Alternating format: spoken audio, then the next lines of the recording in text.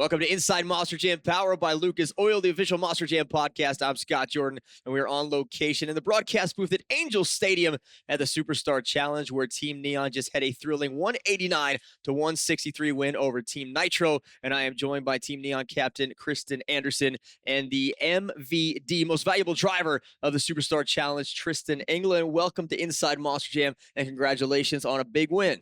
Thank you. Thank you guys for having me. I'm super excited to be here. It was an awesome night for me. A lot of crazy things happen. We'll get to that, but first I want to talk to you as a team captain. What did you find the most difficult thing for you to do? Because it's a different ball game for you, having to strategize and put team members in certain places. Oh, well, there was definitely a lot of thought process going into choosing the team in general. But then when it came down to creating a racing bracket and comparing times of everybody in practice and watching how they were reacting to this track and making sure that we were lining people up the right way. And also the freestyle order was pretty nerve Yeah. wracking too, because it was tough. It was a crazy field. There was a lot of heavy hitters out there, and I knew kind of exactly where I wanted people, but then it started falling all into place and it worked out for me.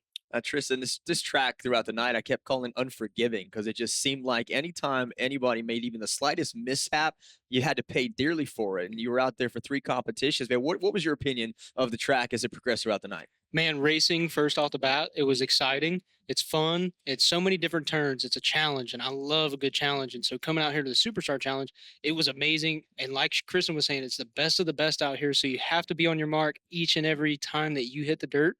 And we tried our best, man. We went out there and we got the first round win. I felt comfortable. And then one of my teammates, Colt Stevens, he was fast, man. He was bad fast. And I was so happy for him.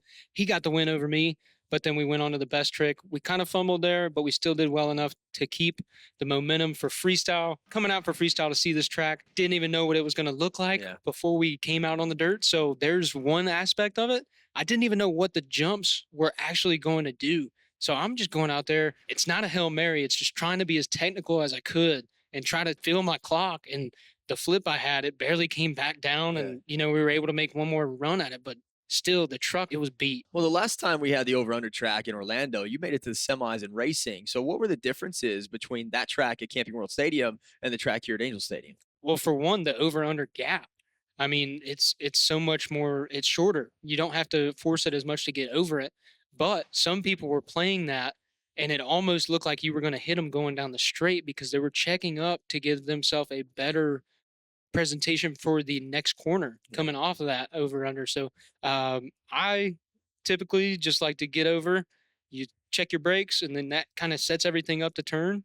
And then you just kind of get in there and hope for the best because that other guy in the other lane, he's driving just as hard as you are. And you have to be on your marks, just like I said earlier. And the left lane dominated once again. Practice, we saw that domination. I think it was like 10-4, 11-4, something like that. Left lane win. So when you were picking lanes for your teammates to be in, did that obviously come into play? You wanted everybody to go in the left lane? Because I know I talked to Adam, a little bit. He said he didn't care what lane he was in, but I know some drivers obviously prefer that left lane because they were winning out of it. Yeah, I mean, it's kind of shown true even on the Orlando track for this over under racing. It seemed like a lot of drivers were gravitating towards, they wanted to hit that jump first. They wanted to do the over first. And I think it's because this style racing out here, it's a lot of gathering the truck up and checking it up. There's a lot of jumps, there's a lot of sharp hairpin turns. You can't be too fast and too crazy and wild out here. And so it was definitely the more favorable lane this weekend. It held up a lot better. And I think a lot of people just wanted to get that jump out of the way so they didn't have to gather the truck up so hard. And it worked out. I mean, it stayed true all the way to the end. You and Barry had a chance to really tip the scales in the racing bracket, but it seemed like you evened everybody out. Well, what was the strategy in doing that? Because there were no lopsided matchups at all from what I saw in the bracket. Yeah, I wanted everybody, from my side, anyways, I wanted everybody to come in feeling like a team and feeling confident and feeling comfortable in their competitor. I didn't want anybody to be sweating anybody else too bad and, kind of like get their spirits down a little bit. So, whenever me and Barry were coming up with the bracket and we were thinking about it, I was like, I'd love to see some very tight racing out here today. People that were really evenly matched. I don't want to see anybody get blown out. So I thought it was great racing. It was amazing for Team Neon. Yeah, you thought your matchup was pretty good? What she picked you with? Absolutely. I mean, to go against Armando Castro, we've came up in the arena series together, and seeing how much he's progressed in the stadium series and the runs that he's doing, he is getting bad fast. So going up against him, I knew it was going to be a great matchup, but I had all the confidence in the right lane because I was more worried about getting the jump at the second because I like to come in and coast down that second hit. That's just me. I like to get a little wild, but we didn't go fast enough in the second round. But hey, it's all right. All right, we're going to get to the best trick competition next. More with Kristen and Tristan at Angel Stadium next on Inside Monster Jam, powered by Lucas Oil.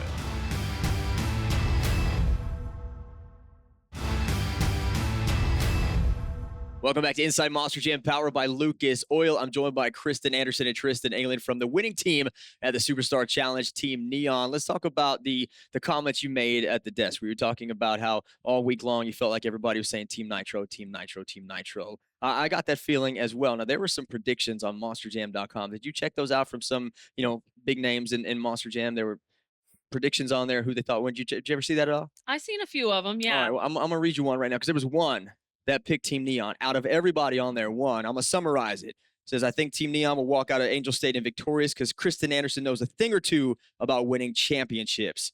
Team Neon has 2 reigning World Finals champions, Colt Stevens and Tristan England, to balance out the competitions.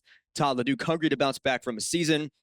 Camden Murphy at the home of Spin Master, and Chris Kohler and Jamie Sullivan, 2 top rookies. When you combine all these drivers, it brings the perfect winning recipe to the Neon side at the Superstar Challenge. Now, that person was right. Who do you think that was? I don't know. Who was it? That was me. All right. I put all my eggs in the basket of Team Neon all night. Adam saying, "No, Team Nitro, Team Nitro." And I said, "No, man, I feel it." And after racing, it was you guys you came out and made the whole side of the bracket was Team Neon. And then it was like the only Nitro matchups was with Tyler. And so you knew you were going to have 3 out of the 4 in the semifinals.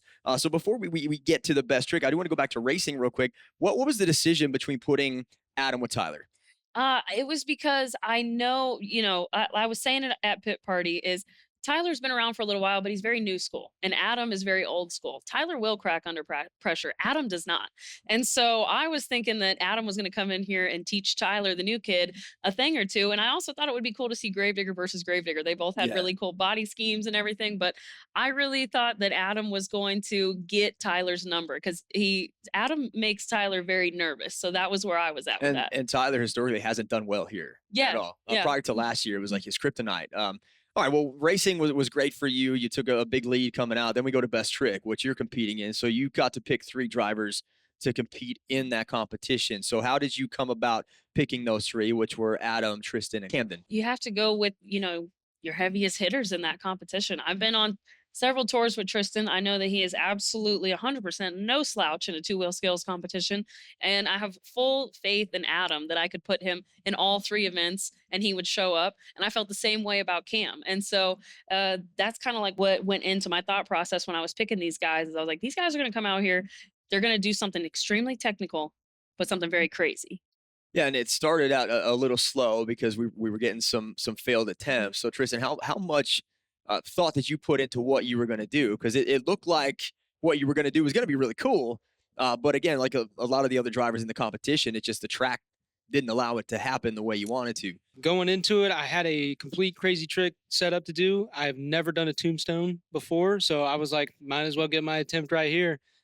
So I gave a little too much sauce on it in the reverse. And then once I caught it, I hesitated too long and it got away from me. But we were going to do something pretty cool, but I'm just going to have to save it for another event. Honestly, I was saying, I was like, props on you for being able to grab that because the truck actually jumped up and it came back down on the nose. And I was like, he got that gathered up still pretty good. Still haven't had time to watch it. So. You will get to watch it right here on MAV TV. All right. Krista, did everybody come to you on your team to talk about what they were going to do? Tristan said he did, but Adam did as well. And Camden came to you and kind of thought this out? Yeah. Well, if Tristan and Camden were very eager to come and talk to me, I feel like Adam really didn't love being bossed around by his little sister being his manager this weekend. So I was like, Adam, what are you going to do? And he's like, I'm just going to do what I'm going to do. And I'm like, stop. There's no I in team, Adam. But there is a me. There is a me. There is a me. That was Adam. So I finally got it out of him. And we walked the track. I went down there and I was weighing a lot of the options with the boys, like what the things that Camden was thinking. And I was like, all right, Cam, well, if you're going to do that, you're going to have to think about X, Y, and Z over here and where are you going to land and this and that. And so it was a lot of strategy. We were probably down there for a good 45 minutes just talking about best trick. Did you know, Tristan, after that competition that you had a shot at being the most valuable driver? Not a shot, not a chance. I didn't know anything. I went out there for freestyle, and to be honest, the nerves were through the roof. Yeah. And then once I got out on the floor and I could see all the fans, and you feel that atmosphere once you hit the dirt. I was ready to go. I was ready to just have fun and make that thing fly. So I just went out there, stuck with what I know, and I don't know where we ended up in freestyle. I think we got third. Yeah, so that's third. amazing. I I'm still stunned by all of it. Yeah. I cannot believe that we got MVD, but it was teamwork, all of it, and that's what it's all about, especially right here today. That's crazy. Tyler sweeps it and then walks home without the team trophy and the most valuable driver. So Awesome. it's all about teamwork here. Yeah. Coming up, we're going to get to freestyle with Kristen Anderson and Tristan England. Stay right where you are. More Inside Monster Jam is next.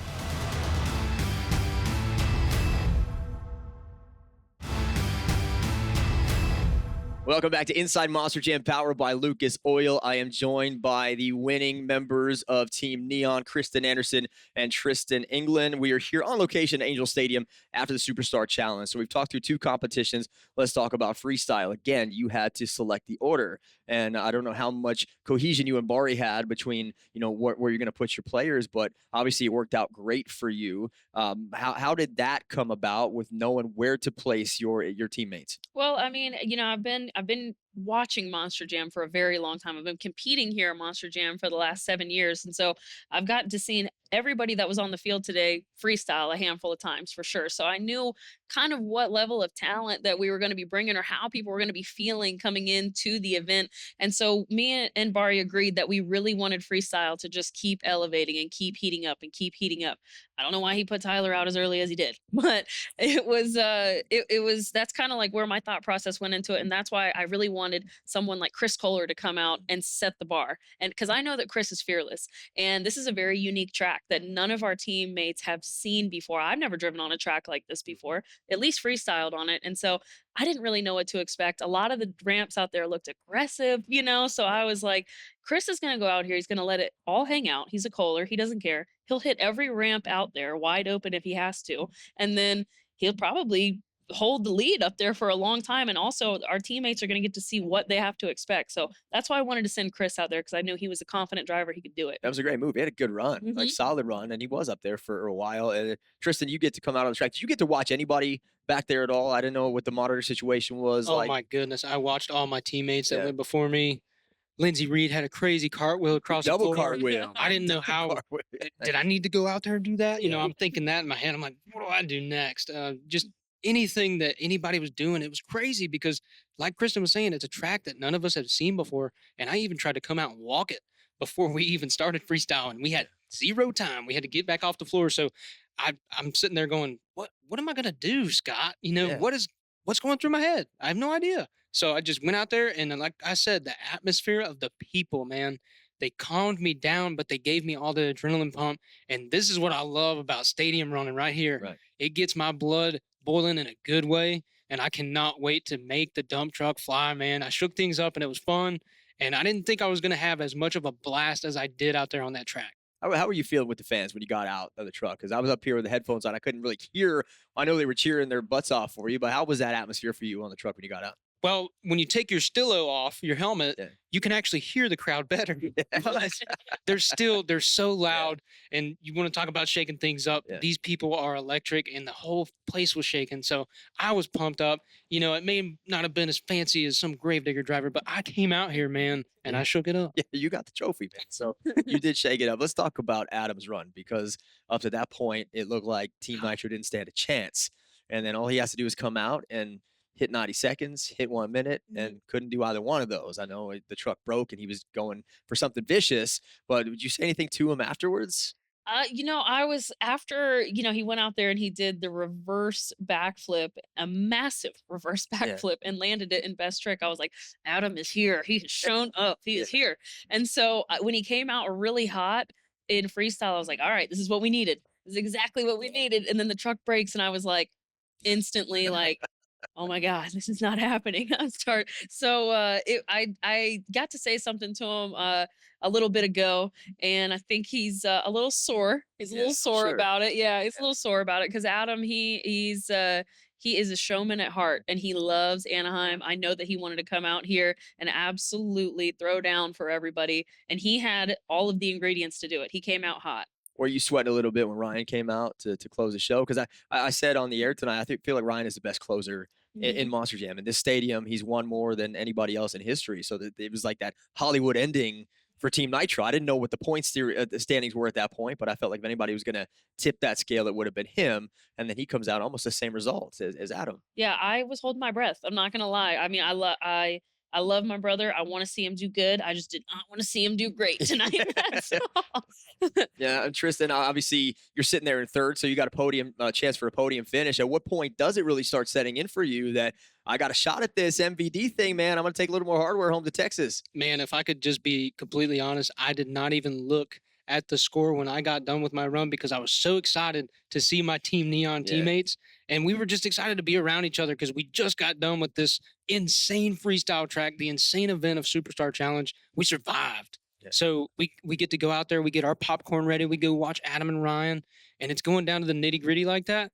We're pumped. We're pumped regardless of the outcome. But hey, we got trophies. That's pretty sweet. They gave you popcorn back there? That's pretty cool. I'm not letting you know my secrets. We get that up here. So yeah, congratulations. It was amazing. And to see that team atmosphere up at the desk, everybody was so happy for each other. And we saw that back in 2019 at the All-Star Challenge. But I feel like this was a tighter knit group. It was a more selective group, a smaller group. Did that have any difference in the camaraderie that it was a smaller amount of drivers? Yeah, I think it definitely did. I think scaling the field down a little bit, and all of us drivers. I mean, I know that we compete head to head with each other constantly, week in and week out, but there's camaraderie here. We all love each other. You know what I Yeah. mean? And so when we I loved the team that I picked. It was great, and I feel like also something that we bonded over was the fact that people were hating on Team Neon so Yeah, I hard. know. They Everybody were- except me, though. Yeah, everybody except you. So I appreciate I'm going you. to keep saying that. No, I appreciate you guys making me look good. Coming up, we're going to wrap it up here in Anaheim with Tristan England and Kristen Anderson. So stay right where you are. The conclusion of Inside Monster Jam powered by Lucas Oil is next.